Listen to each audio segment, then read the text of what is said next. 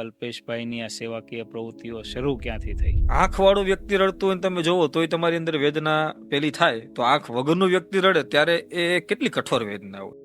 એ વેદના મેં અનુભવી.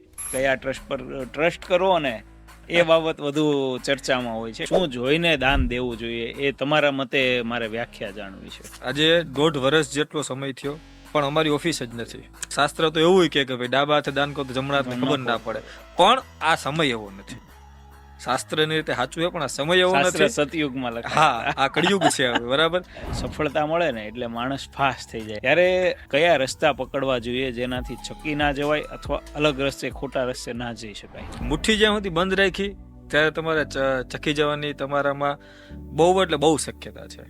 ખુલ્લી મુઠ્ઠી રાખો, ફરશો તો તમને ખબર પડશે કે તમારી વેલ્યુ આ દુનિયાની અંદર આખા ઘરમાં જેટલું કીડીનું વજન હોય ને એટલી જ છે. આજે વાઘ કે સિંહ મળે, મરી જાય પછી એનો નખ કામ લાગે, હાથી મરે તેનો દાંત કામ લાગે, ભેંસ કે ગાય મરે તેનું ચામડું કામ લાગે. એક માણસની જાત એવી છે કે જે મરે ને પછી એનું કશું જ કામ નથી. તમને એક દિવસના પીએમ કે સીએમ બનાવી દે તો પહેલું કામ તમે શું કરો? નમસ્કાર દોસ્તો, ત્રિશુલ ટોક શોના વધુ એક એપિસોડમાં આપનું હાર્દિક સ્વાગત છે. આપ જાણતા જ હશો, અમે આપની સમક્ષ કોઈ એવું વ્યક્તિત્વ લાવતા હોઈએ છીએ જેણે સમાજ માટે કંઈક કર્યું છે અને સમાજનો જે વર્ગ કરી રહ્યો છે એના કરતાં પણ અલગ કર્યું છે. એ વ્યક્તિના કામથી સમાજને ફાયદો થયો હોય છે. ત્યારે અમે આવા જ એક સેવાભાવી વ્યક્તિત્વને આપની સાથે આજે મળવા જઈ રહ્યા છે, જેમની નોંધ ઇન્ડિયા બુક ઓફ રેકોર્ડ્સે પણ લીધી છે. એમના સેવાકીય કાર્યની સિદ્ધિઓને સરકારે પણ સન્માની છે. અમે આજે એવા વ્યક્તિત્વની વાત કરવાના છીએ જેનાથી હજારો યુવાનોને પ્રેરણા મળશે અને આ સમાજનો એક દિવ્યાંગ વર્ગ જેને લગભગ બધા ઇગ્નોર કરતા હોય છે, પણ આ દિવ્યાંગોમાં પણ અનેરી શક્તિ હોય છે. તેમની શક્તિઓને બહાર લાવવા માટે મદદરૂપ થયા છે એવા યુવાન અલ્પેશભાઈ કારેણા આપણી સાથે આજે જોડાયા છે. અલ્પેશભાઈ, સ્વાગત છે ત્રિશુલ ન્યૂઝમાં. થેન્ક યુ વંદનભાઈ. આપનો પરિચય થોડોક તો મેં દર્શકોને આપ્યો, પણ આપની જે કામગીરી છે હું લગભગ 4-5 વર્ષથી ફોલો કરું છું આપને. જી. દિવ્યાંગો માટે આપ કામ કરો છો, બીજા અનેક સેવાકીય કાર્યક્રમો સાથે તમે જોડાયા છો. તમામ વાતો મારે તમારી સાથે આજે કરવી છે. યુવાનોના ઘણા પ્રશ્ન હોય છે, સમાજના ઘણા પ્રશ્ન હોય છે, દિવ્યાંગોના ઘણા પ્રશ્ન હોય છે. તમામ મુદ્દે ચર્ચા કરવી છે, અનફિલ્ટર્ડ વાતો કરવી છે, મરી મસાલા વગરની વાતો કરવી છે. એ વધારે ગમશે. 100%. તો મારે એ જ ચર્ચા દર્શકો સુધી આપણી બેની વાતો લઈ જવી છે અને આપ અમારી સાથે જોડાયા એનો અગાઉથી તમને આભાર પ્રગટ કરી દઉં મારો. Thank you. તમે જે દિવ્યાંગજનો માટે કામ કરો છો, સરકાર તો ઘણું કામ કરતી હોય છે પણ સરકારની શક્તિ નથી કે અંત્યોદય સુધી પહોંચી શકે. ત્યારે તમારી જેવી સમાજસેવી સંસ્થાઓ, સમાજ સેવકો કાર્ય કરતા હોય છે, પણ આ સમાજ સેવાની આડમાં ઘણા ખોટા કાર્યો પણ થતા હોય છે. આ મુદ્દે પણ મારે તમારી સાથે વાત કરવી છે. તો શરૂઆત કરું. અલ્પેશભાઈ કારેણા, આમની સમાજ સેવાની જર્ની જ્યાંથી શરૂ થઈ એ તમારો કદાચ કોલેજ કાળ હોઈ શકે, કેમ કે તમામની આવી જે ગતિવિધિઓ આગેવાનોને મળતા હોય છે કોલેજ કાળથી શરૂ થતી હોય છે. તમારે શરૂઆત તમારી જાણવી છે. અલ્પેશભાઈની આ સેવાકીય પ્રવૃત્તિઓ શરૂ ક્યાંથી થઈ? 2014ની અંદર LD college of engineering Ahmedabad, એની અંદર સિવિલ એન્જિનિયરિંગમાં મારું એડમિશન થાય છે અને ત્યાં હોસ્ટેલ અલગ અલગ ABCD એ રીતે હોસ્ટેલ હતી અને હોસ્ટેલમાં પણ મારું એડમિશન મને મળી ગયું હતું, કારણ કે 12 સાયન્સમાં મારે 94 સમથિંગ PR હતી, એટલે બ્રાન્ચ પણ સારી મળી ગઈ અને હોસ્ટેલમાં પણ એડમિશન મળી ગયું. અને મિડલ ક્લાસ ફેમિલીમાંથી બિલોંગ કરું છું એટલે હોસ્ટેલમાં એડમિશન થાય તો એ આપણે PGમાં રહેવાનું પ્રિફર ના કરીએ, કારણ કે સસ્તામાં બધી પડી જાય. તો લગભગ એડમિશનના 3 મહિના જેવો સમય થયો હતો. 2014ની એ સાલ હતી અને સાંજે અમારા હોસ્ટેલની પાછળ જ અમારે મેસ હતી જમવા માટે. સાંજે જમવા જતો હતો અને ત્યાં મને એક વિઝિટિંગ કાર્ડ દેખાયું.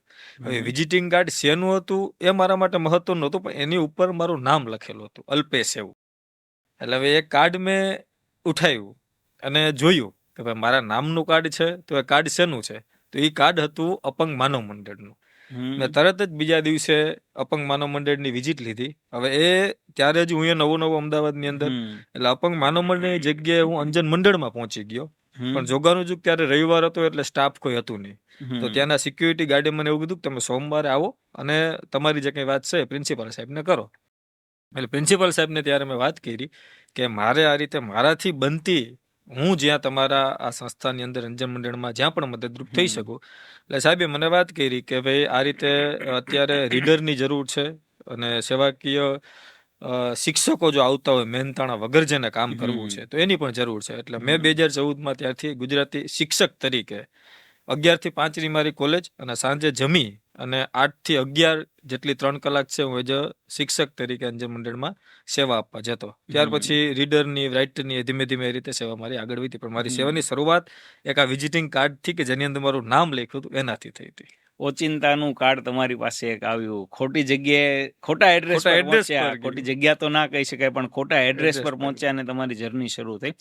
ઘણી વખત કહેવાય છે માર્ગ બધા ભટકી જાય, પણ ભટકેલા માર્ગમાં તમને સાચી સેવા ભગવાને કદાચ રસ્તો તમારી મંજિલ સુધી લઈ જવા માટે. રીડરની તમે કંઈક વાત કરી, રાઇટરની વાત કરી. અંધ દિવ્યાંગજનો હોય છે એમને લખવાનું ને વાંચવાનું તો પોસિબલ હોતું નથી, સાંભળીને સ્ટડી કરતા હોય છે. એમના રાઇટર તરીકેની તમે સેવા કરો છો. આવા અનેક સમસ્યાઓ માર્કેટમાં છે. મને યાદ છે મારી સ્કૂલ ટાઈમ 12 બોર્ડની મારી એક્ઝામ હતી ત્યારે એક રાઇટર લઈને આવેલા એક દિવ્યાંગ ભાઈ. એમને પણ હાથમાં તકલીફ હતી, આંખમાં તો નહોતી. એટલે લખવા માટે વ્યક્તિ સાથે લઈને આવ્યા હતા. તમે અંધ વિદ્યાર્થીઓ માટે રાઇટરની સેવા કરો છો. આમાં ઘણા ચેલેન્જ પાર્ટ્સ હોય છે, કેમ કે સરકાર પણ દિવ્યાંગોને કન્સેશન અમુક માર્ક્સમાં સમયમાં બધે આપતા હોય છે. આ બધી સુવિધાઓ સરકાર પૂરી પાડે છે, પણ રાઇટર ના હોય ત્યાં સુધી અંધ દિવ્યાંગજનને કોઈ મદદ મળવાની નથી. આના માટે શું કરવાનું હોય છે? આ કેવી રીતે તેના સુધી તમે પહોંચતા હો છો કે એ વ્યક્તિ તમારી સુધી પહોંચે છે? જનરલી બ્લાઇન્ડ લોકો હોય એની અલગ જ હોસ્ટેલો હોય. કોલેજ જે નોર્મલ લોકો આપણા જેવા એની ભેગી એનું ભણવાનું ચાલુ હોય, પણ રહેવા માટે અલગ જ હોય. હવે જેમ આપણી હોસ્ટેલમાં સિનિયર જુનિયર હોય એ જ રીતે એ લોકોને પણ હોય. એટલે મોટાભાગની હોસ્ટેલમાં ખબર જ હોય કે અમદાવાદની અંદર રાઇટરની મદદ કરવા વાળા વ્યક્તિઓ કોણ છે. એટલે લગભગ સંસ્થાઓમાં અમારા નંબર પહોંચેલા હોય કે ભાઈ જ્યારે તમારે 3 મહિના 6 મહિના પછી રાઇટરની જરૂર પડશે ત્યારે તમારે આ ભાઈને ફોન કરવાનો. એટલે એ લોકો અમને ફોન કરે કે ભાઈ અમારે આ કે આ કોલેજમાં અમારો નંબર આવ્યો છે તો તમને અમને રાઇટર તરીકે મદદ કરો. ચેલેન્જની તમે વાત કરી, એ વાત ખરેખર આપણા જેવા નોર્મલ લોકો ખાસ જાણવા જેવી છે. એ વ્યક્તિ બ્લાઇન્ડ વ્યક્તિ આપણી જેમ જ સૌરાષ્ટ્રમાંથી અમદાવાદ સુધી ભણવા આવતા હોય. 500 કિલોમીટર દૂર એનું વતન મૂકી એના મા બાપને છોડી અને વગર આંખે એ અમદાવાદમાં આવે છે. 6 મહિના એ મહેનત કરે છે, કોલેજમાં પ્રોફેસરનું સાંભળે છે, યાદ રાખે છે. એમની પાસે ઓડિયો રેકોર્ડર હોય. એ ઓડિયો રેકોર્ડરની અંદર એમના સમગ્ર લેક્ચરો રેકોર્ડિંગ હોય. હવે એના માટે જેમ તમે વાત કરી કે અસજ્ઞાન છે એ નકામું છે, એમને નથી તો કંઈ દેખાવાનું કે નથી એને પેન ચલાવવાની. તો એમના માટે માત્ર શ્રવણ શક્તિ છે જ એમનું હથિયાર છે. એટલે એ રેકોર્ડિંગ કરી અને 6 મહિના સુધી અલગ અલગ જગ્યાએથી રેકોર્ડિંગ ભેગું કરે, એકઠું કરે, એને સાંભળે, એને યાદ રાખે અને 6 મહિના મહેનત કરે. એક્ઝામ વખતે તમારા મારા જેવા જો 3 કલાક કદાચ એ વિદ્યાર્થી પાછળ ના આપે તો એ માણસની 6 મહિનાની મહેનત છે પાણીમાં જાય. એમને તો મહેનત કરેલી જ છે, એમનામાં પાસ થવાની શક્તિ છે, કદાચ 90% લેવાની પણ શક્તિ છે, પણ તમારા ને મારા જેવા 3 કલાક કદાચ કોઈ પિક્ચર જોવામાં નાખી દેના વિદ્યાર્થીઓને નથી આપતા તો એના લીધે એ માણસની જિંદગી છે એ 6 મહિના પાછળ ઠલાય છે. તો આપણા બધા માટે એ જવાબદારી છે, મૂળભૂત જવાબદારી છે કે આપણે કોલેજની અંદર, અને કોલેજની અંદર મોટા ભાગના વિદ્યાર્થીઓ છે એનો સમય 3 કલાક નહીં 6 મહિના, હું તો કહું કદાચ 300 દિવસ કે 30 દિવસ એમને વ્યતીત થઈ જતા હશે. તો એમના માટે જે ચેલેન્જ છે એ આપણી 3 કલાકથી પૂરી થતી હોય કે આપણે 3 કલાકથી એમના જીવનમાં રોશની આવતી હોય તો હું તો કહું ગુજરાતના દરેક યુવાનને આ પ્રવૃત્તિ કરવી જોઈએ. બીજો ચેલેન્જ એના માટે એ આવે કે આજે એણે મને ફોન કર્યો, મેં આજે મારા ગ્રુપમાં કીધું. હવે સપોઝ કે મેં તમને કીધું વંદનભાઈ આ જગ્યાએ રાઇટરની જરૂર છે, તમે મને આગલા દિવસે હા પાડી કે હાલ ભાઈ હું જઈશ. હવે એ જ દિવસે તમારે કોઈ ઇમરજન્સી કામ આવી અથવા તો તમે કોઈ બી રીતે કોઈ અડચણ આવી તમે પરીક્ષામાં નથી પહોંચી શક્યા, તો હવે આપણી અડચણના લીધે એ વ્યક્તિના 6 મહિના બગડે છે. એમને એમ બેકલોગ એટીકેટી આવે છે, આવતા વર્ષે એને પાછી પરીક્ષા આપવી પડે. તો એમના માટે હું તો એમ કહું ઘરથી બહાર નીકળે ત્યારથી લઈને ચેલેન્જ શરૂ જ છે. પણ એ જ્યારે 500 કિલોમીટર દૂરથી અહીંયા આવે છે, એ વ્યક્તિ જ્યારે ઘરથી બહાર નીકળે પહેલા એના ગામના પાદરે જવાનું, ત્યાંથી બસ સ્ટેશને જવાનું, ત્યાંથી અમદાવાદ બસ સ્ટેશન ગીતા મંદિર આવવાનું, ત્યાંથી રિક્ષા પકડીને અંજન મંદિર જવાનું BRTS-માં, ત્યાંથી ઉતરીને રોડ ક્રોસ કરીને પછી એ પોતાના રૂમે પહોંચે. આ બધી જ જગ્યાએ એ માત્ર ને માત્ર આપણા જેવા વ્યક્તિ ઉપર અપેક્ષા રાખે છે કે ભાઈ તમે અમને મદદ કરો. તો એમની અડચણો ઘણી બધી છે, પણ જો આપણે માત્ર 10% કે 5% સમજી જશું તો એ લોકોને એવું જ જીવન લાગશે કે અમે પણ આ વાળા જ છીએ. તમે વાત કરી ગ્રુપની, તમે એકલા કામ નથી કરતા, જી, તમે yes. ગ્રુપની વાત કરી. આ ગ્રુપ બાબતે મારે જાણવું છે, કેમ કે તમને તો ચાલો આવી રીતે અજાણ્યા રસ્તે ગયા અને સેવા મળી ગઈ, જી. તમે સેવા સમજીને કરવા પણ લાગ્યા, પણ આ ગ્રુપ કેવી રીતે બનાવ્યું? જ્યારે પહેલું જ પેપર લખવા ગયો તો 2014 ની અંદર, ત્યારે એક ક્લાસરૂમમાં 8 જેટલા વિદ્યાર્થીઓ હતા પ્રજ્ઞાચક્ષુ. એમાંથી 4 લોકોના રાઇટર થઈ ગયા હતા, 4 લોકોના પેપર લખનારું કોઈ નહોતું, અને એ 4 લોકો એક્ઝામના સમયે રડી રહ્યા હતા. હવે આંખવાળું વ્યક્તિ રડતું હોય તમે જોવો તોય તમારી અંદર વેદના પેલી થાય, તો આંખ વગરનું વ્યક્તિ રડે ત્યારે એ કેટલી કઠોર વેદના હોય. એ વેદના મેં ત્યારે અનુભવી, અને પછી મેં હું નક્કી કર્યું કે હવે હું એકલો તો છે તો મારી એક લિમિટેશન છે, હું એકલો કદાચ એક વ્યક્તિનું જ પેપર લખી શકે.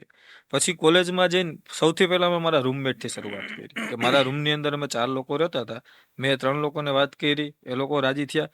પછી મેં વિચાર્યું કે હજી 3 થી 4 જ થયા તો એનાથી 2 થી 4 ભલા. એટલે પછી મેં અમારા LD ના પ્રિન્સિપાલ સાહેબ વાડોદરિયા સાહેબ હતા, એમને મેં વાત કરી, GP વાડોદરિયા, કે સાહેબ આપણી કોલેજની અંદર 14 જેટલા ડિપાર્ટમેન્ટ છે ને બધા ડિપાર્ટમેન્ટની અંદર 4-4 વર્ષ છે અને બધામાં 120 કે 60 જેટલી સીટ છે. તો આખી અમદાવાદની કોલેજો જો કદાચ આપણે ધારીએ ને તો આપણી એક કોલેજ કવર કરી શકે, અને આપણે કંઈ વધારે કરવાનું નથી. 6 મહિનામાં તો 3 કલાક એક વિદ્યાર્થીને આપવાની છે. GP વાડોદરિયા સાહેબે 14 ડિપાર્ટમેન્ટના HOD ને બોલાવ્યા, એમની સામે મેં વાત રાખી અને બધાએ એક લેટર પારિશોધિત કર્યો કે ભાઈ જ્યારે પણ બ્લાઇન્ડ વિદ્યાર્થીઓના પેપર લખવા માટે અલ્પેશની રિક્વાયરમેન્ટ આવે ત્યારે આપણા LD ના કોઈ પણ ડિપાર્ટમેન્ટના કોઈ પણ યરના છોકરાને જવા દેવાનો અને એની એબ્સન્ટની પણ પ્રેઝન્સ પૂરવાની. આ રીતે અમે આખું 50 લોકોનું ગ્રુપ બનાવ્યું. પછી કોલેજ જોડાણી મારી સાથે, ધીમે ધીમે અમદાવાદના લોકો પણ જોડાણા અને બહુ મજબૂત ગ્રુપ થઈ ગયું. પછી આખા અમદાવાદની અંદર અને અમદાવાદની બહાર પણ જેમ જેમ મીડિયાના દ્વારા અમારા સમાચાર પ્રસારિત થયા, પછી સગાવાલા પૂછતા હોય કે ભાઈ આ શું છે શું નહીં, તો એ રીતે લગભગ અલગ અલગ જિલ્લામાં હું ખુદ 10 કે 11 જિલ્લાની અંદર તો પેપર લખવા, રાજકોટ, દાહોદ, ભાવનગર, પોરબંદર, ઉના, એ બધામાં તો હું ખુદ પણ પેપર લખવા ગયો છું. તો એ રીતે અલગ અલગ ગુજરાતમાં જિલ્લાઓમાં પણ અમારું નેટવર્ક બન્યું, લોકો અમારી સાથે જોડાણા નોબલ કોઝમાં, અને એ સરસ ગ્રુપ છે એ કામ કરી રહ્યું છે. અલગ અલગ પ્રવૃત્તિઓ પણ તમારી સંસ્થાઓમાં થાય છે, કઈ કઈ પ્રવૃત્તિ થાય છે, અને આ સંસ્થા બનાવવાનું કારણ મારે જાણવું છે, કેમ કે કામ તો તમારા નામથી પણ થતું હતું, સંસ્થા બનાવવાનું કારણ શું? હવે રાઇટરની સેવા પૂરતી સેવા જે સીમિત હતી મારી, પછી એ કોલેજ પૂરી થઈ પછી જેમ બધાને ઘર હોય મારું પણ ઘર હતું, એટલે પત્નીની જવાબદારી, ઘર ચલાવવાની જવાબદારી, ફેમિલીની અમુક એક્સપેક્ટેશન હોય, મમ્મી પપ્પાની અમુક ઉંમર પછી થાય, સેવા તો ઠીક છે મેં પણ આનંદ થાય, પણ એક દીકરા તરીકેની જવાબદારી, એક પતિ તરીકેની જવાબદારી, એ બધી પણ જવાબદારી હોય. તો રાઇટરમાં જવું પછી છે ધીમે ધીમે મારા માટે અઘરું થયું, કારણ કે કોઈ પણ કોર્પોરેટ સેક્ટરમાં આપણે જોબ કરતા હોય, હવે ત્યાં અઠવાડિયામાં કદાચ 3-4 રજા લઉં તો ઓબ્વિયસલી મને કોઈ કંપની નથી આપવાની. એટલે પછી મેં એવું વિચાર્યું કે હવે રાઇટરની જે જવાબદારી છે કે એ કામ છે એ આપણી નીચે જે લોકો કામ કરી રહ્યા છે કે જે અનુભવી છે એને સોંપીએ.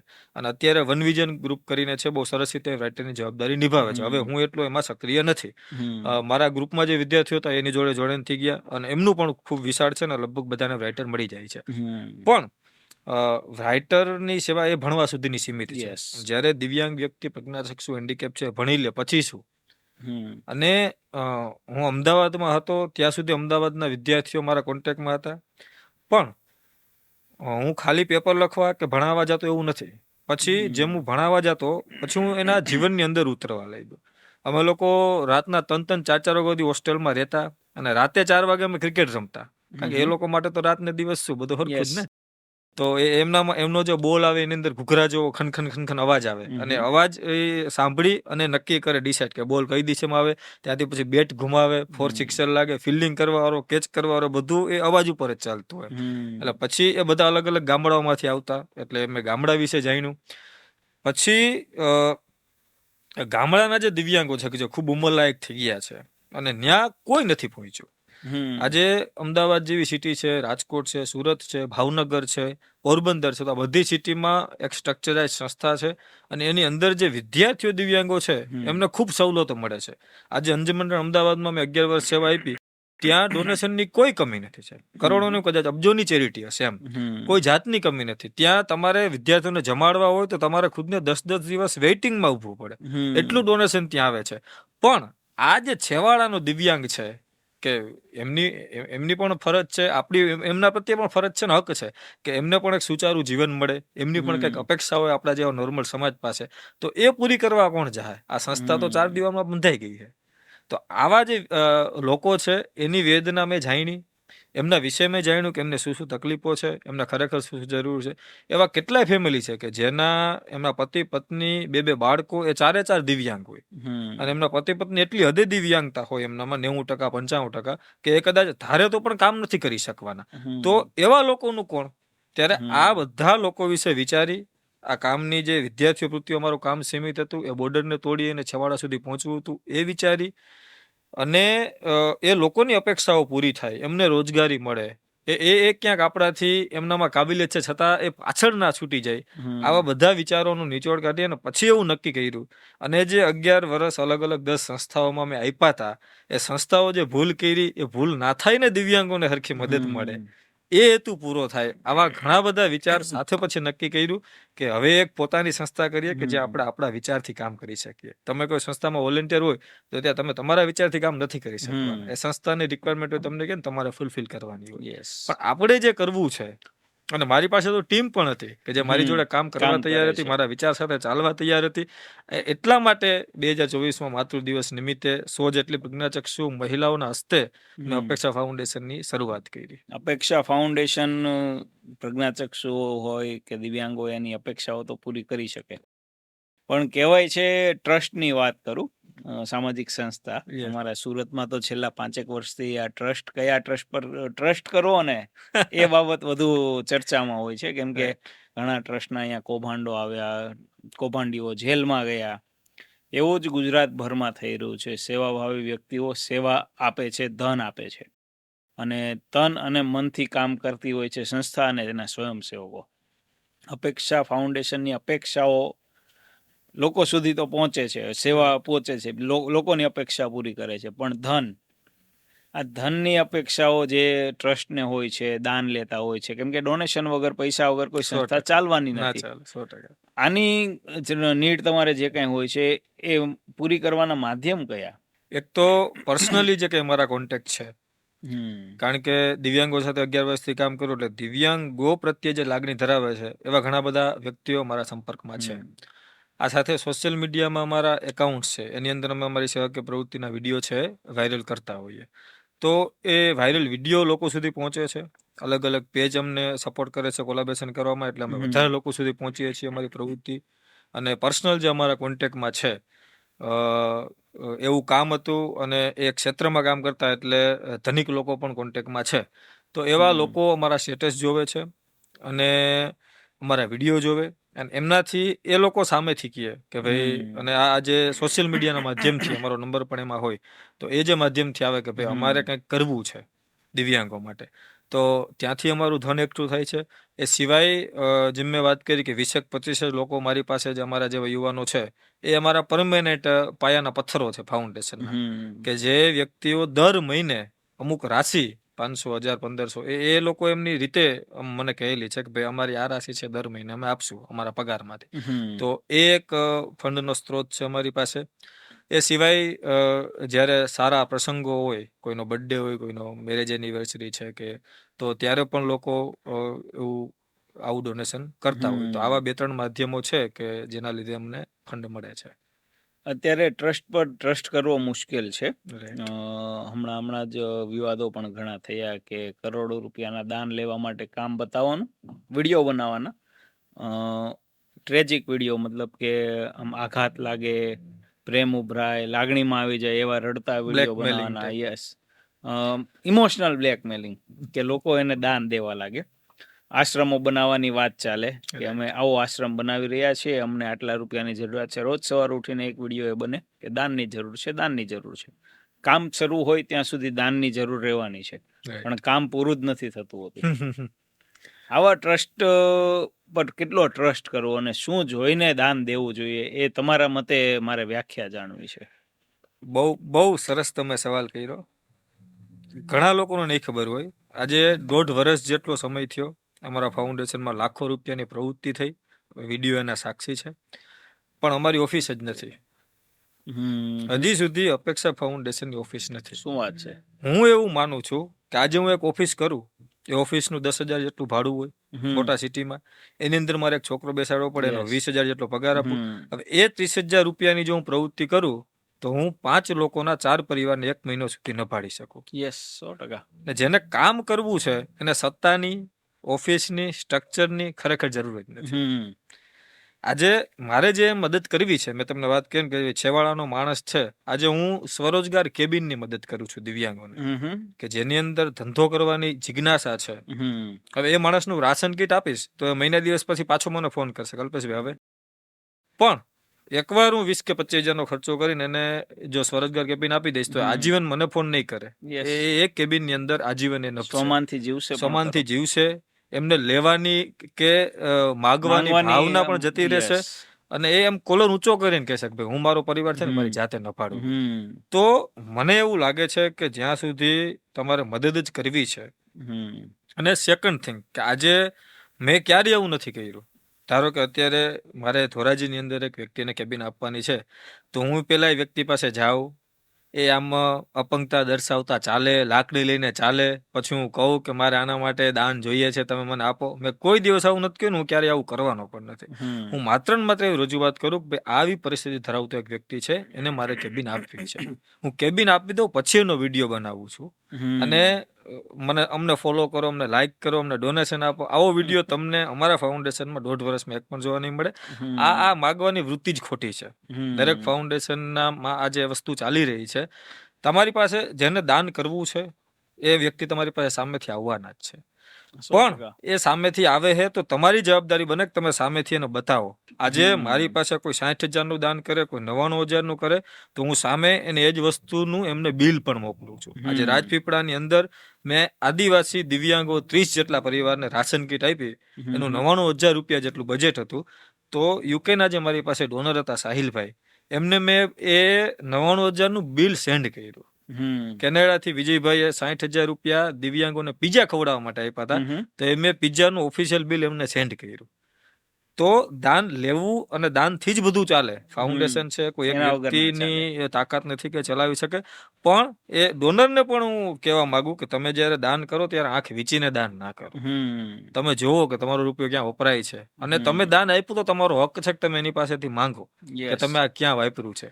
દાન વાળા આપવા વાળાને એવી અપેક્ષા હોય છે, ભાઈ મેં તો દેવા જ આપ્યું છે ને મારે શું કરવા હિસાબ કરવો. પણ આ વસ્તુ ખોટી છે કે એને જાણવાની તસ્દી ના લે. અને એટલે તકલીફ ક્યાં પડે કે જ્યારે આવી કોઈ વસ્તુ થાય, આંખ મીચીને દાન દેવાવાળા વધી જાય, અને પછી ફાઉન્ડેશનનો માણસ જ્યારે કંઈક ખોટું કરે, ત્યારે એ 50 કે 60 લોકો છે ને પરમેનન્ટ દાન આપતા જ બંધ થઈ જાય. 100% સારી ગુજરાતીમાં કહેવત છે કે લીલા પાછળ સૂકા પાછળ લીલું બળી જાય. તો આ જે જેન્યુન જ્યાં જરૂર છે ત્યાં પણ એને આપે. એટલા માટે આ વસ્તુ જરૂરી છે કે તમે દાન આપો, વિશ્વાસથી જ દાન આપો. દીધેલા દાન પાછા ના મંગાય. અને શાસ્ત્ર તો એવું કે ભાઈ ડાબા હાથે દાન કરો તો જમણા હાથને ખબર ના પડે. પણ આ સમય એવો નથી. શાસ્ત્રની રીતે સાચું છે, પણ આ સમય એવો નથી. સતયુગમાં હા, આ કળિયુગ છે હવે, બરાબર. તો તમે દાન આપો તો અવશ્યથી એની પાસેથી હિસાબ માગો. અને સેકન્ડ થિંગ કે હું જેટલા પણ ડોનેશન લઉં, એ કદાચ 500 રૂપિયાનું ડોનેશન હોય તો ભલે, 5 લાખનું હોય તો ભલે, હું ક્યારે પર્સનલ કોઈને એકાઉન્ટમાં લેતો જ નથી. ફાઉન્ડેશનનું સરકારમાં જોગવાઈ છે, તમે ફાઉન્ડેશનનું કરો, એનો 12 ATG CSR બધા સર્ટિફિકેટ કાઢો, એનું ઓડિટ થાય દર વર્ષે. કદાચ તમે ધારો તો પણ એમાં કઈ છેતરપિંડી ના કરી શકો.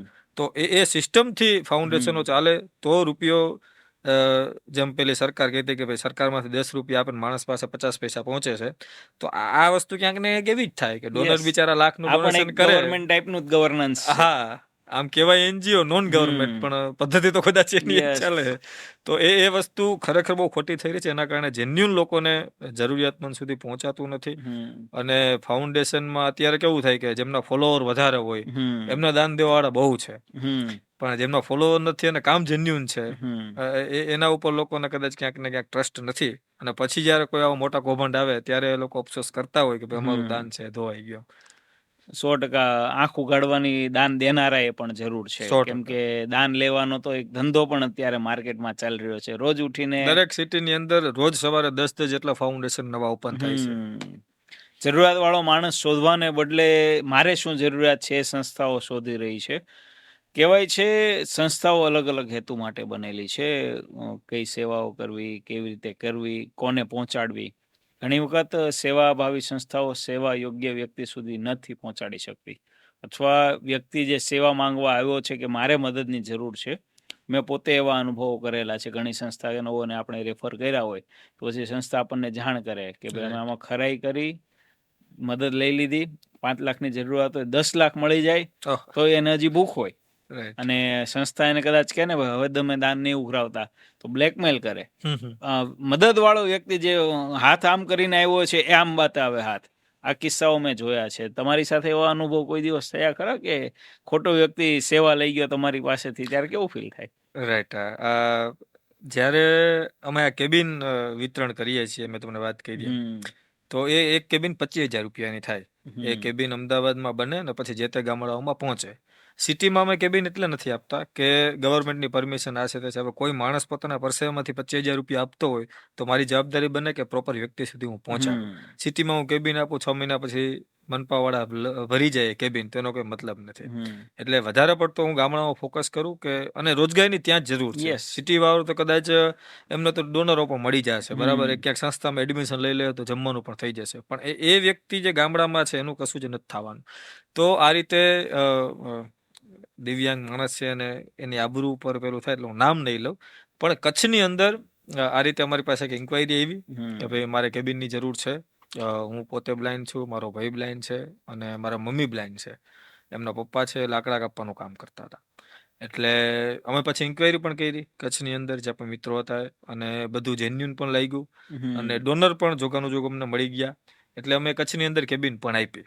હવે અમે જ્યારે ગયા કેબિન આપવા માટે, ત્યારે એ માણસે અમને બીજું ઘર બતાવ્યું કે ભાઈ આ ઘર મારું છે. અને એ ઘર એવું હતું કે એ ભૂકંપ વખતે તિરાડ પડી હતી 2001માં, એ તિરાડ જે એમની એમ જ હતી. એટલે અમને અંદરથી એવું થયું, આનંદ આવ્યો એમ કે ભાઈ ના, આપણી મદદ ખરેખર બહુ જેન્યુન પર્સન સુધી પહોંચી છે. પણ એ કેબિન અપાઈ ગઈ અને 1.5 મહિના પછી એ જ ગામમાંથી બીજા મિત્રો દ્વારા અમને બધી ખબર પડી કે ભાઈ એ સામે જે તમે જોતા હતા સરસ પાકું મકાન, એ એકચ્યુઅલી એમનું મકાન હતું. આ મકાન તો એમને જ પડ્યું હતું. ઉપરથી એ ભાઈ ક્યાંક કચ્છની અંદર સરકારી નોકરી પણ કરે છે, એને કેબિનની જરૂર જ નથી. એનો નાનો ભાઈ અત્યારે બેસે છે, બરાબર. તો આ વસ્તુ જ્યારે બને ત્યારે જે ખરેખર જેન્યુન, પછી અમને બીજી વાર ઇન્ક્વાયરી આવે ને એટલે અમને અંદરથી એવું થાય આ વસ્તુ હાલો 100% હજી દાતાને નથી ખબર કે ભાઈ મારી કેબિન છે ખોટી જગ્યાએ ગઈ, મને જે વ્યક્તિએ દાન કર્યું તેને નથી ખબર, પણ કાલ સવારે વ્યક્તિને ખબર પડશે ત્યારે એ મારા ઉપરથી જ વિશ્વાસ નહીં ઉડે, એને દાન ઉપરથી જ વિશ્વાસ ઉડી જાય કે ભાઈ મારે ક્યાંય દાન નથી જ કરવું. એટલે આ એક વ્યક્તિના કારણે જે છાંટા ઉડે ને એ બહુ જ કરુણતાની ઘટના છે. તો એક કિસ્સો મારી યારે પણ બન્યો હતો અને ત્યારે એવું થયું કે ભાઈ, જોકે આ વસ્તુ તો બધી વિશ્વાસ ઉપર ચાલે છે. આજે જરૂરિયાત છે, કાલ સવારે વ્યક્તિ શું કરવાનું છે ખબર નથી, પણ એ લાભ લેનારાએ પણ ખરેખર જોવું પડે કે ભાઈ આપણા એકના કારણે ઘણી બધી વસ્તુઓ બગડતી હોય તો એ ના થવું જોઈએ. એક સવાલ, તમને કાલ્પનિક સવાલ કરવાનું મન થઈ ગયું ચાલુ પેલામાં મેનેજમેન્ટની તમારી શક્તિ જોઈને. તમને એક દિવસના પીએમ કે સીએમ બનાવી દે તો પહેલું કામ તમે શું કરો? પીએમ સીએમ માં તો તમે બહુ ઊંચો હોદ્દો મને આપી દીધો છે. હું જેટલું ગુજરાતને ઓળખું છે, કારણ કે હજી 28 યર જ છે મારા, એટલે હું તો કદાચ હજી કોઈ એક જિલ્લાને પણ પૂરતો ઓળખવા માટે સક્ષમ નથી, પણ જે ફિલ્ડમાં કામ કરું છું અને કે ભાઈ જે વસ્તુ જ્યાં પહોંચવી જોઈએ ને એ વેમાં પહોંચવી જોઈએ. જેટલી પણ સહાયો આવે છે સરકારમાંથી, જેટલી પણ આજે રોડ બને બરાબર, હમ અને કદાચ 2 મહિનામાં જેનો વિડીયો આવતો હોય હમ ખાડાનો અને સરકાર મોટી મોટી વાતો કરતી હોય, બરાબર, તો એ ખાલી રોડ રસ્તાનું એક ઉદાહરણ નહીં, પણ જેટલી પણ વસ્તુ છે, હમ જ્યાં પણ સેવાની જરૂર હોય, દિવ્યાંગો માટે જે કાંઈ જરૂર હોય, ગરીબો માટે જે કાંઈ જરૂર હોય, અને જે પણ કંઈ એકસ્વાટ જરૂરો છે કે જ્યાં એ માણસ, બધી જોગવાઈ છે સરકારમાં, હમ તો માણસ કેમ બિચારો બાપડો રહેવો જોઈએ, હમ કેમ કોઈને અન્યાય થવો જોઈએ? એટલે જ્યાં જે જરૂરિયાત છે, અને બધાને, કીડીને કણ હમ હાથીને મણ એવું મણ નહીં, બધાને હરખું મળવું જોઈએ કે જે સરકારની હમ જોગવાઈ છે. એટલે હું પર્ટિક્યુલર તો હું તમને કે એવું નહીં જવાબ આપી શકું કે હું હમ આ જ કરીશ, પણ બસ મારો અંદરનો આત્મા એવું કહે કે હું સીએમ કે પીએમ હોય તો જેને જ્યાં જેટલી જરૂરિયાત છે એ હું પૂરી કરું. 100%. તમે તમારી જર્નીની વાત કરી. મારે સંસ્થાકીય કામ, તમારી સંસ્થા કઈ કઈ સેવાઓના કાર્ય કરે છે એની યાદી મારે જોઈએ છે. સૌથી પહેલા તો મેં રાઇટરની વાત કરી કે એક્ઝામમાં રાઇટર આપણે પ્રોવાઈડ કરીએ. હમ પછી એવો જે પરિવાર છે કે જે કમાવા માટે અક્ષમ છે, કદાચ હું હમ એને કેબિન આપું કે કોઈ કંપનીમાં નોકરી લગાડું, છતાં પણ આ કામ નથી જ કરી શકે, તો એવા પરિવારને આપણે આજીવન માટે રાશન કીટ આપીએ છીએ. હમ પછી આજે હું આ ધરતી ઉપર આવ્યો છું, તો મને પણ એવું હોય કે ભાઈ હું આ દુનિયાને ઓળખું, ફરું, હમ પ્રવાસ કરું, તો આપણે દિવ્યાંગોના પ્રવાસ માટે પણ કામ કરીએ છીએ. નવું નવું જમવાનું, મેં તમને પીઝાની વાત કરી એમ, એ બિચારાની કેપેસિટી નથી કે 500 રૂપિયાના પીઝા હમ ખાઈ શકે, તો આપણે આવું નવું નવું જમવાનું એ લોકો માટે. અને જમવામાં બે હેતુ સિદ્ધ થાય કે એક તો હમ આપણે હમણાં જો જન્માષ્ટમીમાં 300 લોકોને અનલિમિટેડ ઢોસા ખવડાવવા માટે લઈ જવાનું હા છું, હા તો એ ઢોસા ખાવાનો પહેલો હેતુ તો છે જ, પણ એની સાથે 300 દિવ્યાંગો જે મળશે, હમ બધાના જીવનમાં કંઈક ને કંઈક બધી ચાલતી હોય, હમ ડિપ્રેશન છે કે ક્યાંક કોકારે કંઈક ખરાબ થયું હોય કે આર્થિક રીતે કોઈ પેલું હોય, બરાબર, તો આ 300 દિવ્યાંગો જે ભેગા થઈ અને એકબીજાના પ્રોબ્લેમ શેર કરે, એકબીજા સાથે હસી મળીને વાત કરે, બધું કરે, એમાં એમનું જીવન છે, એમાં એને સ્પાર્ક મળતો હોય. તો હમ મારો ખાલી જમાડવાનો હેતુ નથી કે એ ભેગા થઈ અને એ પોતે પેલું થાય, એટલે આપણે આવું નવું નવું જમાડીએ. એમના સ્કૂલમાં, એમના બાળકો હોશિયાર હોય અને સ્કૂલમાં ભણવું હોય તો એમની આપણે ફી પણ ભરીએ છીએ. હમ દિવ્યાંગની સ્વરોજગાર કેબિનની મેં વાત કરી કે આપણે ગુજરાતના અલગ અલગ બધા જ ગામોમાં કેબિન પણ આપણે અર્પણ કરીએ છીએ. હમ આ સાથે જ એવોર્ડ વિતરણ કરીએ છીએ કે હમ ભાઈ હમણાં જ રક્ષાબંધનમાં આપણે 10 જેટલી બહેનોને એવોર્ડ આપ્યો કે જે દિવ્યાંગો છતાં એણે એવું કંઈક કામ કર્યું છે કે જેમાં સમાજમાં એણે પ્રકાશ ફેલાવ્યો છે, તો એ પણ કરીએ. અને જે મારું મેઇન વિઝન છે, કદાચ આજે પૂરું થાય કે 40-50 વર્ષ પછી પૂરું થાય, પણ મારું મેઇન વિઝન, આ ફાઉન્ડેશન મેં નાખ્યું છે એનું મેઇન વિઝન અને એન્ડ ઓફ ધ ડે કે જે મારે જ્યાં સુધી પહોંચવું છે, એ હમ મારી પ્રવૃત્તિ એ છે કે 2000 જેટલી ફ્લેટ હોય, 2000 જેટલી હમ ફ્લેટની યોજના હોય કે જેનું નામ હોય દિવ્ય નગરી. એની અંદર હમ તમામ પ્રકારની દિવ્યાંગતા ધરાવતા દિવ્યાંગો રહેતા હોય. 2000 ફ્લેટની અંદર માત્ર ને માત્ર દિવ્યાંગો રહેતા હોય. એમની બાજુમાં દિવ્યાંગ બિઝનેસ હબ સેન્ટર હોય કે જ્યાં 2000 લોકોનો પરિવાર છે કામ કરતો હોય, અને વસ્તુ છે સમગ્ર ગુજરાતમાં, ભારતમાં અને વિદેશમાં છે એક્સપોર્ટ થતી હોય, અને હમ એ જ બિઝનેસ હબ સેન્ટરમાંથી આ લોકોનું ઘર ચાલતું હોય. અમારા ફાઉન્ડેશનમાં જે કંઈ નાના મોટા ફંડની જરૂર હોય એની ઇન્કમ પણ એમાંથી થતી હોય. તો હમ આ મારી પ્રવૃત્તિ છે, મેન છે. અત્યારે હું કદાચ જે હમ કરી રહ્યો છું એ બધું ટ્રેલર છે, પણ મારે આજ કે કાલ કે મેં કીધું એમ 40-50 વર્ષ પછી કે પછી હમ કદાચ મારી આવતી પેઢી જે મારા મૃત્યુ બાદ જે અપેક્ષા ફાઉન્ડેશનને સંભાળે છે, એ કે એના પછીની પેઢી, પણ મારું હમ એક આ છેલ્લું સપનું એવું વિઝન છે આ કે 2000 ફ્લેટની યોજના, એની બાજુમાં દિવ્યાંગ બિઝનેસ હબ સેન્ટર. આ યોજના આખા એશિયામાં ક્યાંય નથી, પણ લગભગ મેં વર્લ્ડમાં નહીં હોય આ વસ્તુ. આવું ક્યાંય નથી. તો એ મેં હમ સપનું એક જોયું છે કે એક પોતાની એક આખી અલગ દુનિયા હોય. એ દિવ્ય હમ નગરી છે તો એ નગર જેવી જ હોય, એમ ખાલી રહેવાની જ સુવિધા ના હોય, ખાલી વાતો એની નહીં. અંદર બધું જ હોય. હમ એ લોકોને પિક્ચર જોવું હોય તો અંદર સુવિધા હોય. દિવ્યાંગને એમ થાય કે મારે સ્વિમિંગ પુલમાં નાવું છે તો અંદર સ્વિમિંગ પુલ હોય. અંદર તમામ હમ પ્રકારના અલગ અલગ કાર્યક્રમો થતા હોય. હમ તો આ પ્રવૃત્તિ છે મારી મેઇન છે, અને ન્યા સુધી મારે પહોંચવું છે. તમે ટેન્શનનો એક મુદ્દો કીધો. અત્યારે ટેન્શન, ડિપ્રેશન આ ઘરે ઘરે આવી ગયું છે. કહેવાય છે આ બધું અમેરિકામાં ને વેસ્ટર્ન કલ્ચરના કન્ટ્રીઝમાં આ બધું હતું. હવે રાઈટ. ભારતમાં ઘરે ઘરે આવી ગયું છે. 12, 13, 15 વર્ષની દીકરાઓ આપઘાત કરી લે સુસાઇડ છે. કરે, રાઈટ. હમણાં 5મા ધોરણની એક દીકરી સુસાઇડ કરી લીધો. આવા પ્રશ્નો આવે છે. સામૂહિક આપઘાત થતા જાય છે. નાસીપાસ, સિમ્પલ વાત કરીએ તો લોકો નાસીપાસ થઈ જાય છે કોઈને કોઈ કારણને કારણે. રાઈટ. તો આ વસ્તુ તમારે દિવ્યાંગોમાં તો સૌથી વધુ હોવી જોઈએ, કેમ કે દિવ્યાંગો તો લાચાર છે. એમની પાસે કંઈક અંગ ખૂટે છે, કંઈક વસ્તુ ખૂટે છે એના અંગમાં, અને એ લાચાર છે. પણ સારા લોકો ડિપ્રેશનમાં આપઘાત કરે છે, ખરાબ પગલાં લે છે, ખરાબ ડિસિઝન લે છે. આ બધા મુદ્દામાં ડિપ્રેશનમાંથી બહાર આવવા તમે દિવ્યાંગોને સમજણ આપતા હશો, પણ દિવ્યાંગ નથી એમને પણ આ સમજણની જરૂર છે. રાઈટ. સૌથી વધુ સહન દિવ્યાંગ કરે છે. ડિપ્રેશન અને આ બધી વસ્તુઓમાંથી બહાર આવવા માટે તમે શું સમજ આપો છો? જ્યારે તમારી હારે કંઈક ખોટું થાય ને ત્યારે તમે ડિપ્રેશનમાં જાઓ, રાઈટ. કાં તો હમ તમારું બ્રેકઅપ થાય, કાં તો મા બાપ પાસે તમે કંઈ એક્સપ્રેશન રાખ્યું એ પૂરી ના થાય, કાં તો ભણવામાં તમને જે કંઈ જોતું હતું એટલી ટકાવારી ના મળી, કાં તો હમ તમને ગમતી છોકરી હારે પપ્પાએ પરણવાની ના પાડી.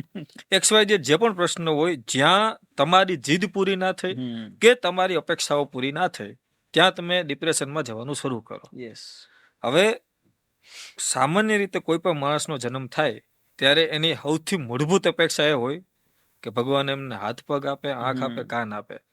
તો સાહેબ આ તો એવા છે કે એમની મૂળભૂત અપેક્ષા જ પૂરી નથી થઈ. ભગવાને જે કોઈને અધૂરા આંખ મોકલ્યા નથી, છે. બરાબર.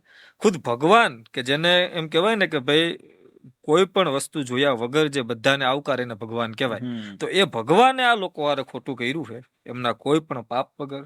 જન્મેલા માણસનું શું પાપ કે એને આવી સજા મળી, હમ પણ એ ક્યાંક ને ક્યાંક એના કર્મના લીધે કે પછી એના નસીબના કારણે એમને એ દિવ્યાંગતા છે. હમ તો જેની મૂળભૂત અપેક્ષાઓ જ પૂરી નથી થઈ, હમ તો એ જેણે સહન કરી લીધું એને કદાચ આ દુનિયાની બીજું કે વસ્તુ ડિપ્રેશનમાં નાખી જ ના શકે. હમ જેમના જન્મથી જ એવું સ્વીકાર લીધું ભાઈ મને Yes. ભગવાને મારી યાર ખોટું કર્યું તો હું હજી અડીખમ ઊભો છું, હમ તો પછી આ કાળા માથાનો માનવી છે એ મારી યાર શું કરી લેવાનો છે કે હમ મારા મા બાપ મારી યાર કેટલું ખોટું કરશે.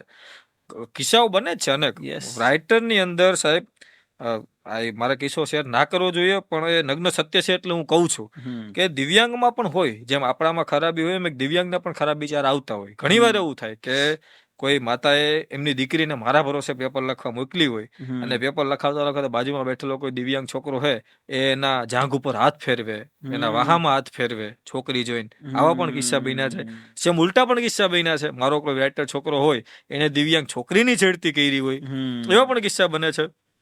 તો કામ કરતા હોય ત્યાં ખરાબ વસ્તુ પણ ભેગી રહેવાની. એમ તમે જ્યારે જીવન જીવતા હોય ત્યારે સારું ખરાબ બધું જ થાય છે. પણ જ્યારે, અને મને તો ખૂબ જ પર્સનલ એક્સપિરિયન્સ છે અને હું પણ એન્ડ ઓફ ધ ડે તો કાળા માથાનો માનવી છું. મારે યાર પણ ઘણું ખોટું થયું હશે, ક્યાંક ને ક્યાંક મારું કોક દી બ્રેકઅપ થયું હશે, મને ક્યાંક ને ક્યાંક પરીક્ષામાં ઓછા ટકા આવ્યા છે. પણ હું જે આ કામ કરું છું એ કામથી સામેવાળાની ખુશી છે કે એ લોકોના શબ્દો જે છે એ એની આગળ દુનિયામાં બધા જ દુઃખ છે ને મને ઓછા લાગે છે.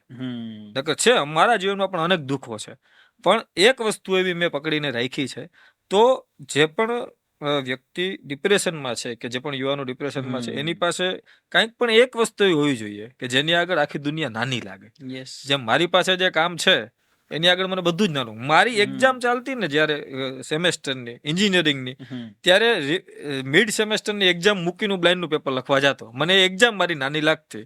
આ મારા પ્રોફેસર ખુદ કહેતા અને મને પરમિશન હતી કે ભાઈ તું રિમીડ આપી દે, જેમ તારા માર્ક અમે જ કન્સિડર કરશું. તો તમારી પાસે એક વસ્તુ એવી હોવી જોઈએ, એ પછી તમારો મિત્ર હોય, એ પછી તમારી પત્ની હોય, તમારી ગર્લફ્રેન્ડ હોય, XYZ કોઈ બી તમારું કામ હોય, પણ એક વસ્તુ એવી હોવી જોઈએ કે જેના આગળ તમને આખી દુનિયાના બધા દુઃખ છે એ નાના લાગે. તો એ ડિપ્રેશન છે એને તમે માત આપી શકશો. ડિપ્રેશન કરતા કંઈક મોટું બનાવો તમે. યસ, કાંઈક એવી મોટી વસ્તુ હોવી જોઈએ જેની આગળ આખી દુનિયા છે એ શૂન્ય છે. નિષ્ફળતા મળતી હોય છે એટલે નાસીપાસ થવું એ સર્વસામાન્ય વર્ષોથી આ ચાલતી આવતી પરંપરા છે. તમને પણ ક્યારેક નિષ્ફળતા મળી હશે, ત્યારે શું વિચારીને આગળ વધો? નિષ્ફળતામાં તો મેં કીધું ને કે જેમ બધાને મળે મને પણ મળી જ છે, ઘણી વાર મળી છે. પણ આ બ્લાઇન્ડનું કામ છે તો મેં વિચાર્યું જ નહોતું કે એ એક કાર્ડ મળશે ને મને આ થશે. તો એ ક્યાંક ને ક્યાંક ભગવાને ચિંતેલો જ રાહ છે. સ્વાધ્યાય પરિવાર હારે હું જોડાયેલો છું, દાદાજીના વિચારો મારી અંદર છે. તો અને ગીતાજી પણ એ જ કહે છે કે કર્મ કરતો જા તું ફળની આશા ના રાખે. તો કદાચ એ નિષ્ફળતા મળી હશે મને, તો એક દ્વાર બંધ થયો છે તો કદાચ બીજા દ્વારે કંઈક વધારે ઉભેલી હશે કોઈ વસ્તુ. તો પછી એવું વિચારું કે ભાઈ ચાલો આ દ્વાર બંધ છે, કદાચ આ આપણા માટે નહીં હોય. નો ડાઉટ એકવાર નિષ્ફળતા મળે તો બીજી વાર મળે તો ત્રીજી વાર. માણસ મહેનત કરે 10-10, 15-15 વાર. બલ્બની શોધ થઈ, આઈન્સ્ટાઈન સાહેબે 100 વાર મદદ હેલ્પ પેલી કરી હતી અને પછી એ થયું હતું. તો એમ હું પણ એક લિમિટેશન સુધી કરું છું, પણ જ્યારે એ વસ્તુ ના થાય ત્યારબાદ છેલ્લે જ વિચાર કરું કે ભાઈ આનાથી વધારે કંઈક બેટર હશે. અને મેં તમને કીધું એમ કે મારું આ જે કામ છે એ મારા માટે બધાથી ઊંચું છે. અને મને મારી યારે ગમે એટલું જેમાં મારો 0% વાંક હોય ને એમાં કદાચ મને 100% જેટલી સજા મળી હોય તો એ છેલ્લે હું મારા કામને જ યાદ કરું છું. અને જ્યારે મારા પ્રોફેશનલ લાઈફની અંદર, પર્સનલ લાઈફની અંદર કે કોઈ બી જગ્યાએ જ્યારે મારી યારે કંઈક ખોટું થાય છે, મારી યારે કંઈક અન્યાય થાય છે, જ્યારે મને એકલું રડવાનું મન થાય છે કે XYZ કોઈ બી વસ્તુ થાય ને ત્યારે આ કામમાં એટલી તાકાત છે કે કામને હું યાદ કરું, કાં તો હું જે પરિવારને રાશન કીટ આપું એ એમની દીકરીઓ જે મામા મામા કહીને મને ભેટતી હોય એ યાદ કરું, કે જે કેબિન આપીને જે રિબિન કાપતો દિવ્યાંગ હોય એના ચહેરાની ખુશી યાદ કરું, કે પીઝા ખાતો એ માણસ છે એના આંતરડીમાંથી દુઆ આપતો એને યાદ કરું. મારી પાસે એવા કેટલા બધા દાખલાઓ છે, કેટલી બધી દુઆઓ જે મને મળી છે ભેગી છે કે મને બીજી વસ્તુ છે મારા માટે મેટર જ નથી કરતી. આટલી લાંબી તમારી જર્ની છે, તમે કીધું નિષ્ફળતામાં પણ તમે બહાર નીકળો છો, સફળતા અત્યાર સુધીની તમારી આટલી બધી બોલબાલા તમારી છે. અત્યારે સફળતા મળે તો પણ માણસ ચકી જાય છે, નિષ્ફળતા મળે તો નાસીપાસ થાય છે.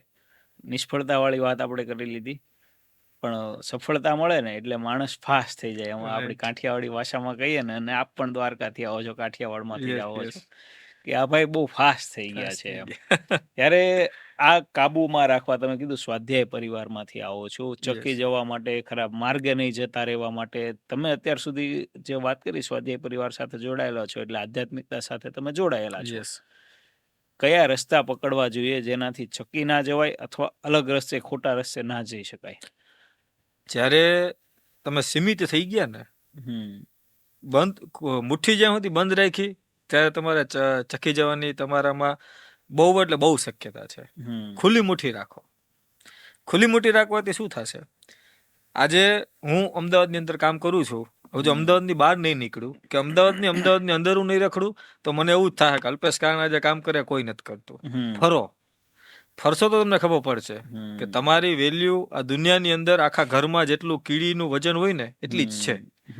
તો એ છકવાની કે અહમ આવવાની એ કોઈ જરૂર જ નથી તમારે. તમે તો કંઈ જ નથી એમ. તમારાથી ઊંચું કામ કરવા વાળા, તમારાથી સારું કામ કરવા વાળા આ દુનિયાની અંદર કેટલા બધા પડ્યા છે.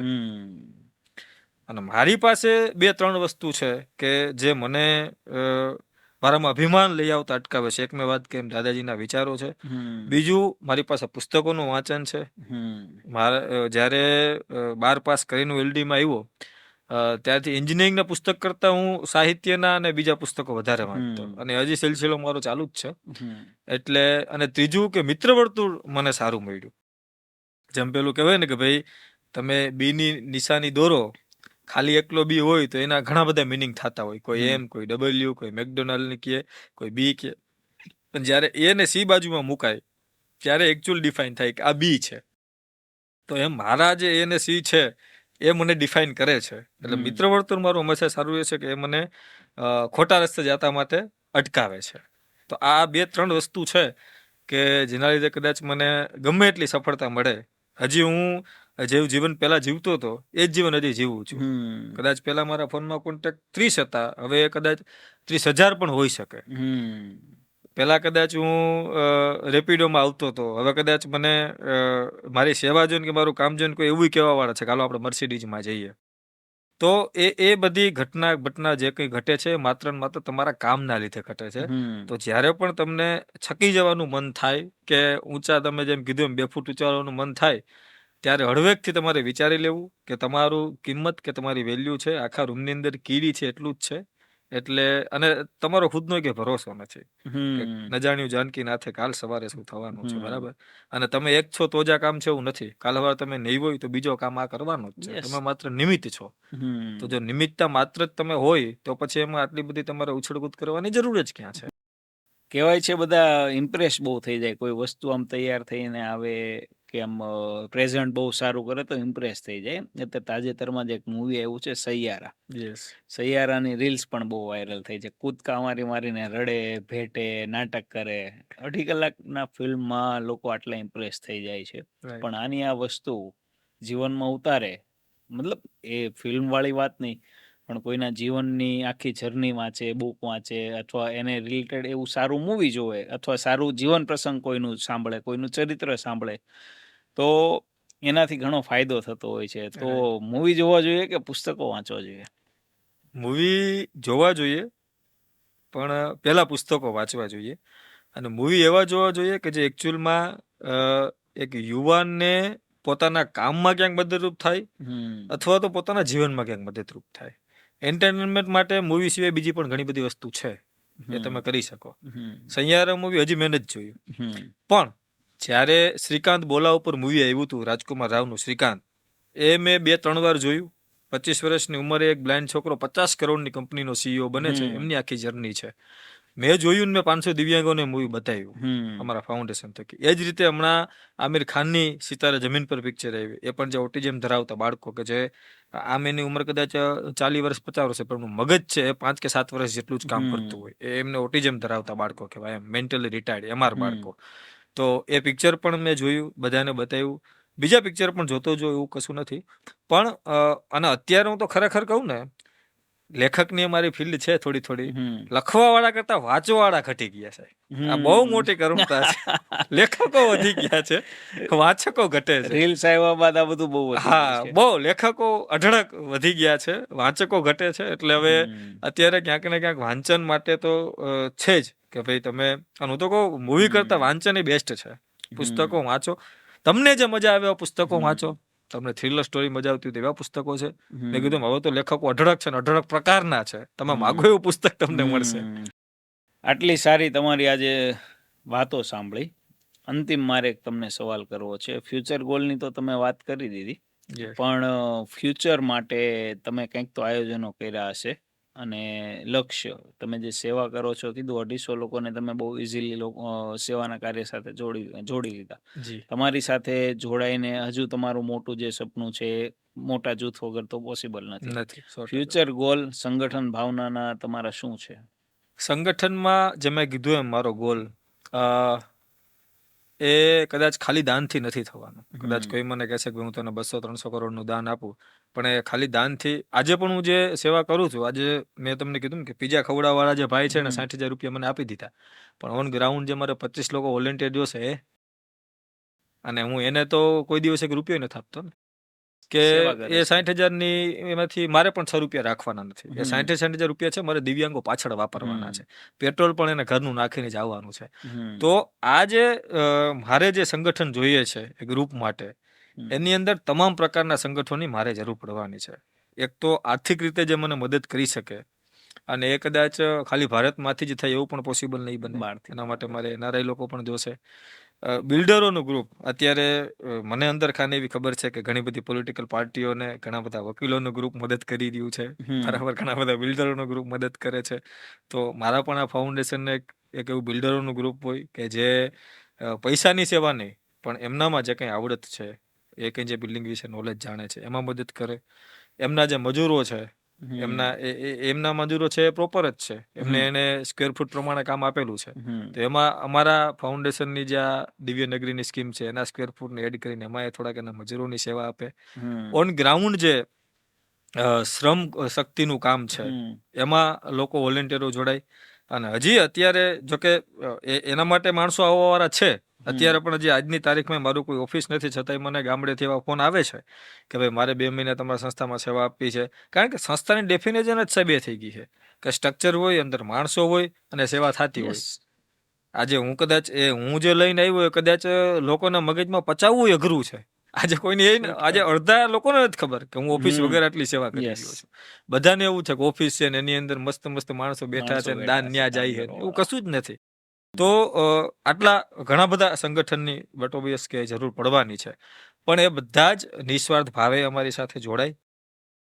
પોતાની એક જવાબદારી, મેં કીધું એમ કે એક દિવ્યાંગ વ્યક્તિ છે એ ઘરેથી નીકળીને અહીંયા પહોંચે, એમાં 5 કે 6 જેટલી વ્યક્તિની એને જરૂર પડતી હોય, એક જ અહીંયા આવવાની, અને એ સેફલી ઘરેથી નીકળીને સેફલી અહીંયા પહોંચે, એ આપણી નૈતિક જવાબદારી છે. આ ધરતીની અંદર આપણે આવ્યા છીએ, અને જે જીવતે જીવ થવાનું છે એ જ સાચું છે. કારણ કે આજે વાઘ કે સિંહ મળે, મરી જાય પછી એનો નખ કામ લાગે, હાથી મરે તેનો દાંત કામ લાગે, ભેંસ કે ગાય મરે તેનું ચામડું કામ લાગે. એક માણસની જાત એવી છે કે જે મરે ને પછી એનું કશું જ કામ નથી લાગતું. તો પછી જીવતે જીવ થાય એટલું કરી લ્યો ને. રાઈટ, અસ્થિ એ છેલ્લે નદીમાં, કશું જ કામ નથી લાગવાનું. મર્યા પછી તમારું કશું જ કામ નથી લાગવાનું. જે એક જનાવરનું કામ લાગે છે, એનો મતલબ કે તમારી કંઈક આપવાની વૃત્તિ છે, જનાવર કરતાંય તમારી કિંમત ઓછી છે આ ધરતી ઉપર, ભલે તમે માણસ રહ્યા, તો પછી તમે જીવતે જીવતે એટલું થાય એટલું કરી લ્યો ને. કહેવાય છે કોઈ સેવાના કામ થાય ને તો એને મહોર કે એવોર્ડ કે સન્માન ના મળે ને ત્યાં સુધી એની કિંમત નથી થતી. Right. તમારા સન્માન અને એવોર્ડ્સ ની મારે વાત કરવી છે. હા, ના એ બાબતે ઘણું બધું સારું છે. 2021 થી લઈને લગભગ અત્યાર સુધીમાં 28 કે 30 જેટલા સન્માન છેલ્લા 3-4 વર્ષમાં. જ્યારે આ વર્લ્ડ રેકોર્ડ થયો પછી મારી પ્રવૃત્તિને ઘણો બધો વેગ મળ્યો. ત્યાં સુધી તો કેવું હતું કે કોઈ મીડિયામાં નાનકડો આર્ટિકલ આવે અને કાં તો પછી જે મારું ગ્રુપ છે એને જ ખબર હોય એમ, પણ જે આખા ગુજરાત લેવલે ખબર પડે એના માટે મીડિયાએ બારો બહુ મોટો રોલ ભજવ્યો છે. તો યુવા રત્ન એવોર્ડ 2023માં મને મળ્યો, પછી ગૌરવવંતા ગુજરાતી એવોર્ડ, ગુજરાત ગૌરવ એવોર્ડ, આ વર્લ્ડ રેકોર્ડ 800 થી વધારે વિદ્યાર્થીઓના પેપર લખીને, પછી 2025માં જીનિયસ ફાઉન્ડેશન દ્વારા આખા ભારતમાંથી 50 લોકોને દર વર્ષે એવોર્ડ આપે છે, એ 2025માં પણ એ જીનિયસ એવોર્ડમાં મારું નામ છે. તો આવા નાના મોટા મેં કીધું એમ 25-30 જેટલા એવોર્ડો અને સન્માનો મળ્યા છે. સન્માન માટે કામ નથી કરતો એ બહુ ફેક્ટ છે, પણ હા, સન્માન મળે તો કામ કરવાની બહુ મજા આવે છે, અંદરથી આમ ગદગદિયા થાય, મજા આવે એમ કોક સન્માન આપે તો. એ અપેક્ષા નથી કે ભાઈ સન્માન આપે જ કોઈ, કારણ કે મેં કામને મળેલું એવોર્ડ છે. હું જ્યારે આ 250 લોકોનું ગ્રુપ ચલાવતો ત્યારે એલડી ની અંદર મારી પાસે ફોન કીપેડ હતો, મારી પાસે એન્ડ્રોઈડ ફોન નહોતો. આ 2014, 15, 16 ને 17 ની હું તમને વાત કરું, તો પછી એવોર્ડ તો બહુ દૂરની વસ્તુ છે. એટલે એવી કોઈ એક્સપેક્ટેશન તો નથી, પણ હા, એ ચોક્કસ કોઈ તમારા કામને વધાવે પોખે તો જરૂર. સાયરામભાઈ કહે કે કવિ હોય એ મળદું થઈ જાય ને પછી એને દાદની અપેક્ષા હોય કે મારા ઉપર કોઈક દાદ આપે, વાહ વાહ ઈર્ષાદ એવું બોલે એમ. તો બટ ઓબ્વિયસ હા, એ સન્માનના લીધે કામ કરવાની ગતિમાં 100% એક બુસ્ટ મળે. તમે તમારી આખી જે જર્ની છે અમારી સાથે શેર કરવા આવ્યા, ખાસ અહીંયા અલગ અલગ વાતો કરી, તમારા અનુભવો વર્ણવ્યા, જેનાથી યુવા પેઢીને અત્યારે એનાથી બહુ મદદ મળશે. અમારી સાથે જોડાયા એના માટે આપનો ખૂબ ખૂબ આભાર. Thank you so much. Thank you. અને તમે અમારી આ પ્રવૃત્તિને લોકો સુધી, કારણ કે ખરાબ પેલા એમ કેમ કે ગાઢ કોઈને શીખવાડતી નથી પડતી, બરાબર, અને પોડકાસ્ટ અત્યારે ઘણા બધા લેવલે ઘણા બધા દેખાડે કંઈક અલગ વસ્તુ, કંઈક અંદર અલગ છે. તો તમારો પણ ખૂબ ખૂબ આભાર દિવ્યાંગો વતી કે આજે તમારા પોડકાસ્ટ થકી જો કદાચ 2 દિવ્યાંગોને વધારે મદદ અમે ફાઉન્ડેશન દ્વારા કરી શકશું. અને મને આશા છે કે તમારો જે વાચક વર્ગ છે, જે વ્યુઅર છે, બહુ મોટા પ્રમાણમાં છે. એટલે તમારો પણ આભાર કે અમારી પ્રવૃત્તિ છે તમે લોકો સુધી લઈ ગયા. અમે પણ આશા અપેક્ષા રાખીએ આ પોડકાસ્ટથી આપને સારા દાતા મળે, સારા દિવ્યાંગજનો સેવા માટે મળી રહે, એના માટે અમે પણ પ્રાર્થના કરીએ છીએ. Thank you so much. Thank you.